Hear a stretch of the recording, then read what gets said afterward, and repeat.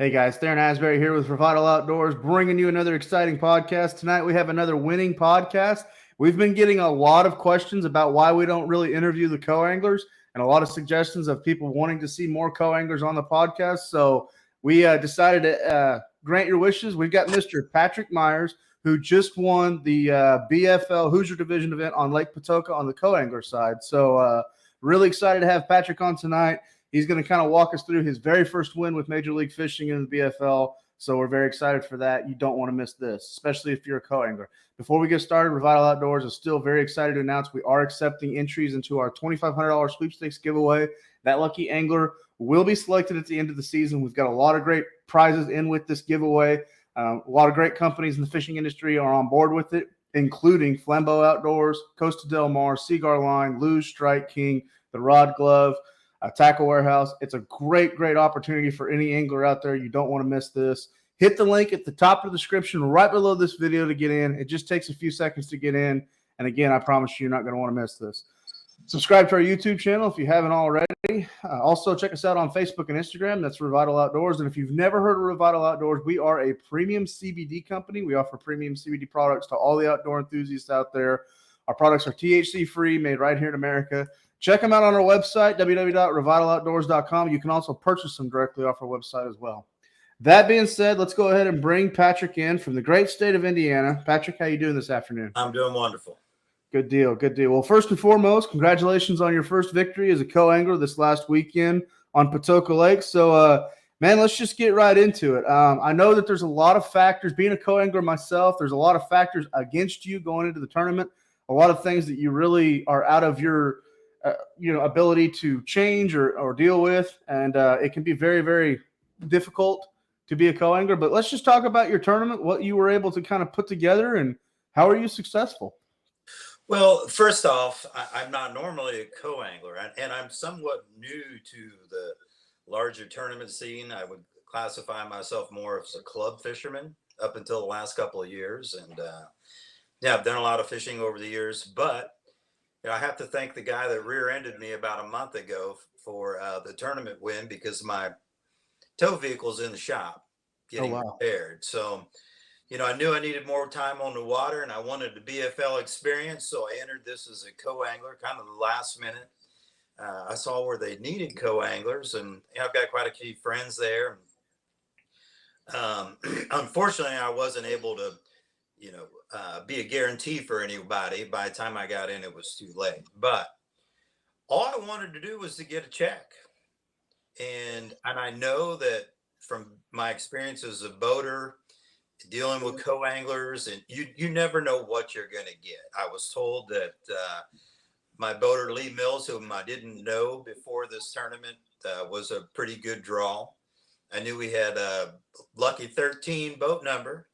So anyway, the first spot we pulled up on, I love grass. I mean, my favorite places to fish involve grass. I've just adapted to it well over the years.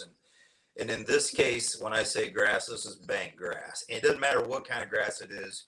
You put grass in the picture for me, and my confidence level goes through the roof. And, when we landed on the first spot, I didn't catch anything in that spot, but there were fish cruising everywhere. They weren't locked down. And once they saw you, you were going to have a real hard time getting them to bite. Mm-hmm. Mm-hmm.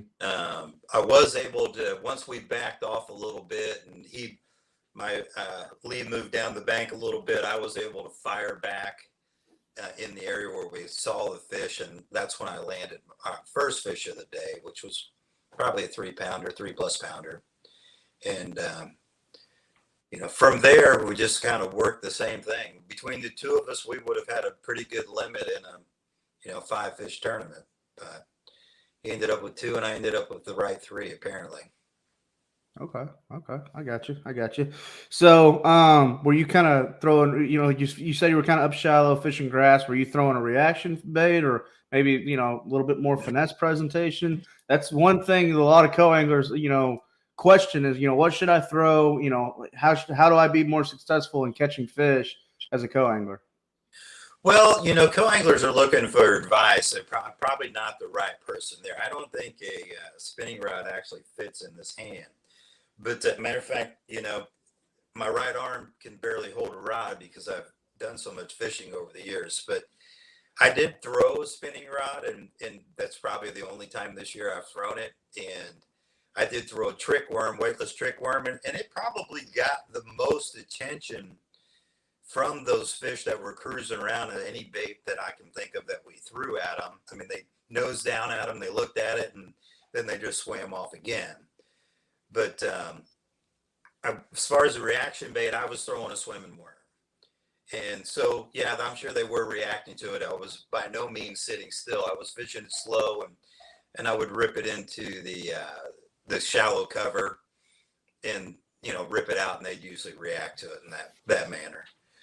And, granted, I only had, I think I probably caught 6 or 7 fish all day. And I had one that was really close. And, but, I didn't have a lot of bites. But the last fish was definitely key. It was a 4-pound, almost 4-pound fish. And it just came out of nowhere. Matter of fact, there were a lot of other boats around, and they'd probably been beating up that area pretty hard all day. And I just lucked into it. So. I got you. So, well, when you said you caught 2 keepers throughout the day?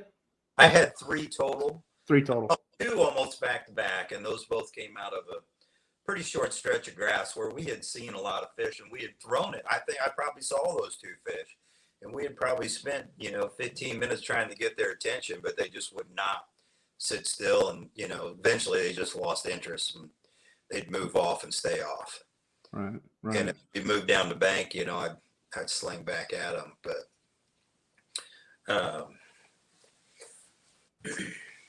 anyway, I think that about wraps it up. I mean, as far as, how I caught them and how I got bit. And once I got bit on that worm, it's probably my favorite way to fish, so I never put it down. I might have picked up a couple things, but I always look and I go, okay, I'm getting bit on that. Why is it not in my hand?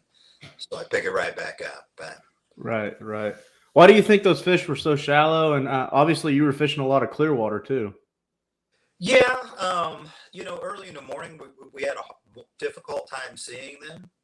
And, I'd taken a couple pair of sunglasses, not really, knowing which pair would work best for the day.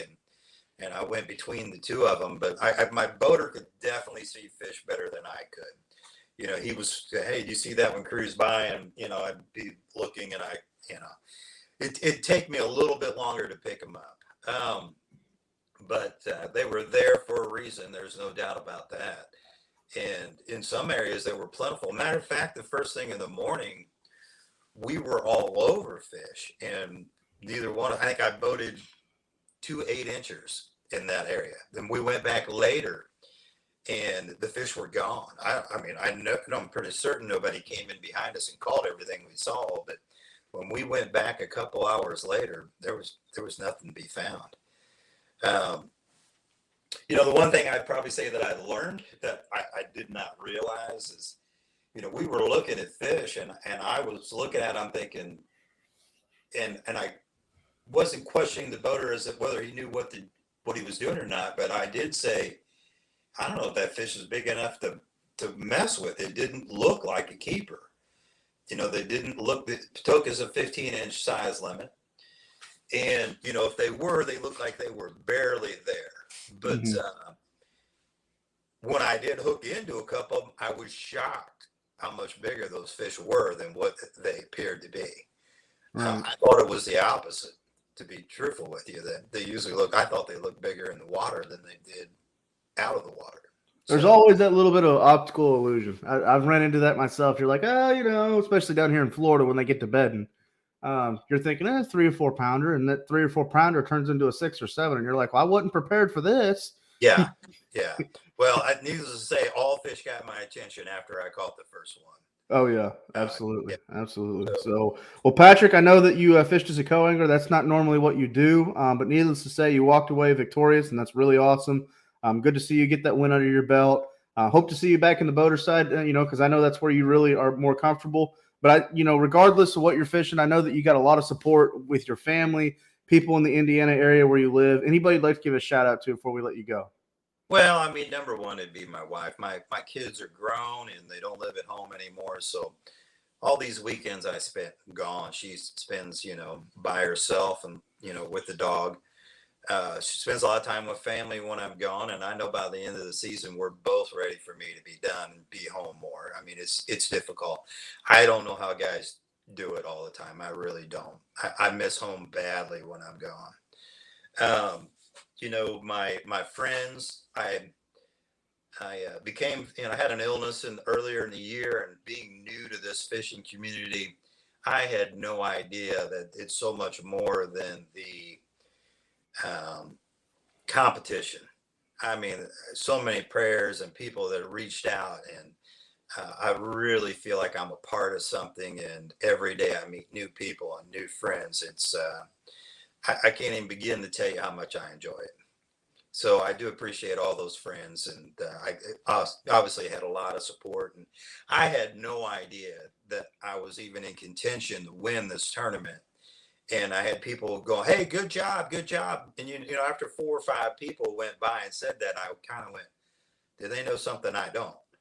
And I didn't realize it was posted on a board. I had no idea. And when I walked up there and looked, obviously I became very nervous, and I wanted that weigh-in to be over real quick.